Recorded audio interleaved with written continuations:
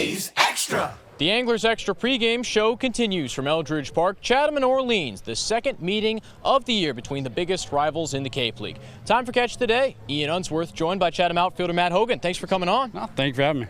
We're about 20 games through the Cape League season. This is year 2 for you. How's it been? Been pretty good so far. I mean, we definitely want to get on the win side a little bit more than we've been lately, but I mean, there's been no lack of effort here. I mean, everyone in the dugout has at least been given everything they've got so far. Guys go to the gym every day. Guys come in early. They get their early work in. So, you know, in the win column, it may not be showing up, but I mean, off the field, it's definitely there. How's it compared to year 1 for you? Year 1, I mean, there's definitely a lot more wins year 1, which is what we'd like to get back to. But, you know, I think that this year we have better talent. It's just we got to be better as a team. You guys had early BP today. What were you specifically focusing on?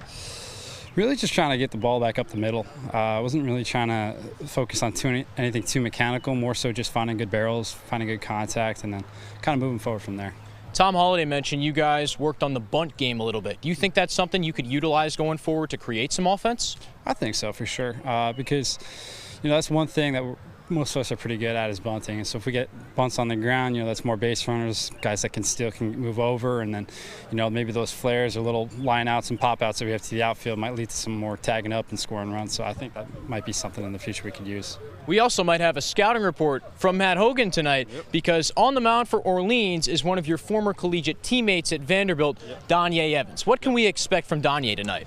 Well, I mean, he's a good pitcher. It's flat out. I mean, any guy that goes to Vanderbilt, you know what you're going to get on the mound. It's going to be a good mound presence all throughout the night. That's one of the best arms out there, in my opinion. Donye's really good. He's a low three-quarter sidearm guy. Good changeup, good slider, good fastball. Everything moves. There's really no straight pitch that he throws, so you got to kind of play him a little differently.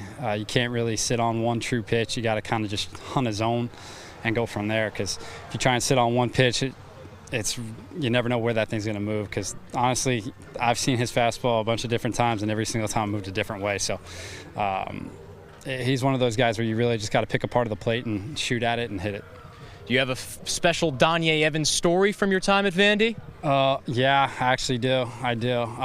Funny story, actually. So Donye was notorious for oversleeping his alarm his freshman year. It was fantastic. He'll probably hate me because I mentioned that, but no, there was this one morning where he overslept his alarm, and at Vanderbilt that just doesn't fly. It just never happens. It's just not supposed to happen. His roommate didn't wake him up, so it's kind of on his roommate too for not double checking, like, hey, like, why aren't you up? Because his alarm was ringing the whole time. But he slept through his whole alarm, and then when he got to the field finally, it was just like everyone grilled him. I felt bad for him, but it was so funny. But he's a special kid, though. Great guy, great personality, and honestly, off the field, he's one of those kids that you just want to hang around.